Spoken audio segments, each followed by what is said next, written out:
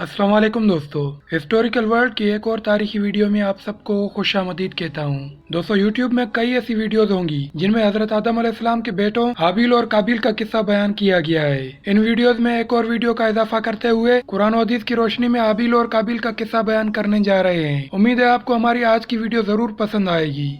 दोस्तों, हाबिल और काबिल हजरत आदम अलैहिस्सलाम के दो बेटे थे जिनका जिक्र कुरान और हदीस के अलावा अल्लाह ताला की अंबिया किराम पर नाजिल की गई दूसरी किताबों में भी है। जिनके मुताबिक हाबिल हजरत आदम अलैहिस्सलाम का छोटा बेटा था और वो बकरियां चराया करता था, और काबिल हजरत आदम अलैहिस्सलाम का बड़ा बेटा था जो काश्तकार था और जमीन में सब्जियां उगाया करता था।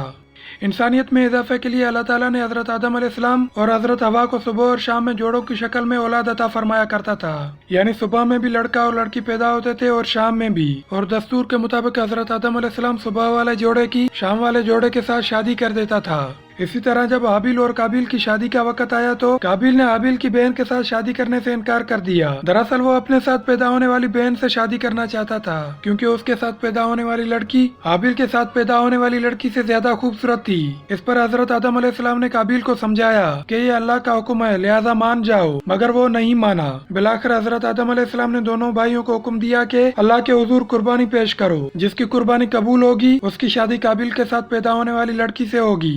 ये बात काबिल मान जाता है और दोनों भाई अल्लाह ताला के हुजूर कुर्बानी पेश करते हैं, लेकिन कुर्बानी हाबिल की कबूल हो जाती है, जबकि काबिल की कुर्बानी रद्द की जाती है, जिस पर वो तेश में आ जाता है और हाबिल को कत्ल करने की धमकी देता है। लेकिन हाबिल सब्र से काम लेता है और कहता है अल्लाह ताला परहेजगारों को पसंद फरमाता है। लेकिन काबिल के सर पर शैतान गालिब आ जाता है और वो अपने भाई को कत्ल कर देता है और दुनिया का पहला कातिल और गुनाह कमाने वाला शख्स बन जाता है।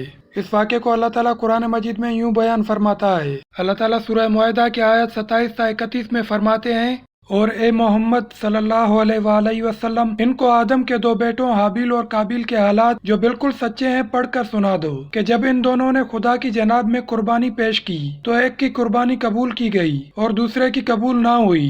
तब काबिल हाबिल से कहने लगा, मैं तुझे कत्ल कर दूंगा। उसने कहा, खुदा परहेजगारों की ही कुर्बानी कबूल फरमाया करता है, और अगर तू मुझे कत्ल करने के लिए हाथ चलाएगा तो मैं तुझे कत्ल करने के लिए हाथ नहीं चलाऊंगा। मुझे तो अल्लाह रब्बुल आलमीन से डर लगता है। मैं चाहता हूँ कि तू मेरे गुनाह में भी माखूज हुआ और अपने गुनाह में भी फिर तू जुमरा अहले दोज़ख में हो, और जालिमों की यही सजा है। मगर उसके नफ्स ने उसको भाई के कत्ल की ही तरगीब दी तो उसने उसे कत्ल कर दिया और खसारा उठाने वालों में हो गया। अब खुदा ने एक कौवा भेजा जो जमीन कुरेदने लगा ताकि उसे दिखा दे कि वो अपने भाई की लाश क्यों कर छुपाए।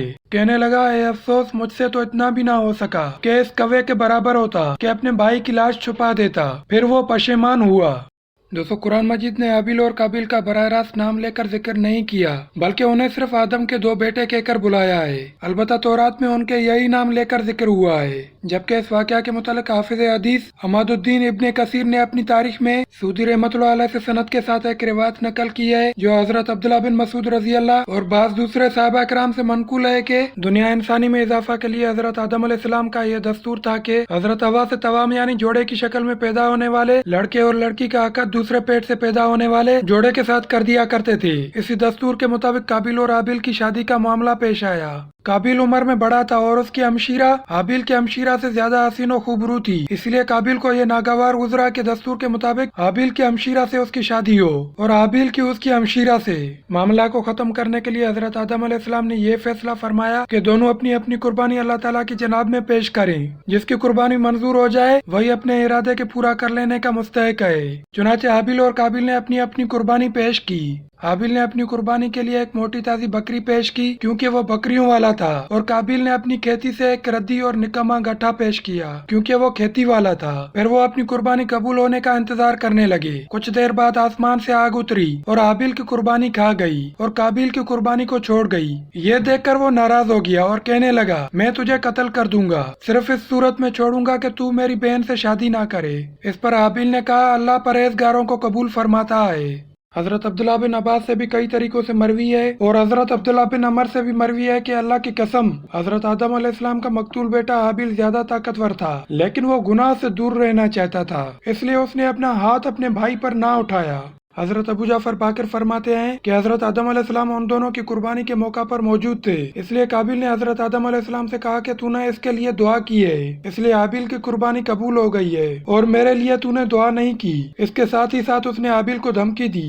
ایک دن حابیل نے بکریاں چرانے میں زیادہ دیر کر دی تو حضرت آدم علیہ السلام نے قابیل کو بھیجا کہ وہ حابیل کے لیٹ ہونے کے متعلق معلوم کرے۔ قابیل گیا تو حابیل سے ملاقات ہو گئی۔ قابیل نے کہا تیری قربانی قبول ہو گئی اور میری قربانی قبول نہیں ہوئی۔ حابیل نے جواب دیا اللہ تعالیٰ پرہیزگاروں سے قبول کرتا ہے۔ اس پر قابیل کو غصہ آیا اور اس نے حابیل کا قتل کر دیا، جبکہ حابیل کے قتل کے بارے میں یہ بھی کہا جاتا ہے کہ قابیل نے حابیل کے سر پر پتھر مار کر اس کا سر کچل دیا جبکہ وہ سویا ہوا تھا۔ ایک قول یہ بھی ہے کہ اس نے گلا دبا کر اور منہ سے درندوں کی طرح کاٹ کر اس کا قتل کیا۔ دوستو ان باتوں سے یہ معلوم ہوتا ہے کہ حابیل اچھے اخلاق والا اور اللہ سے ڈرنے والا تھا، کیونکہ اس نے اپنے بھائی کو برائی کا جواب برائی سے نہیں دیا، اور اس لیے بھی کہ یہ بات نبی پاک صلی اللہ علیہ وآلہ وسلم سے ثابت ہوتی ہے۔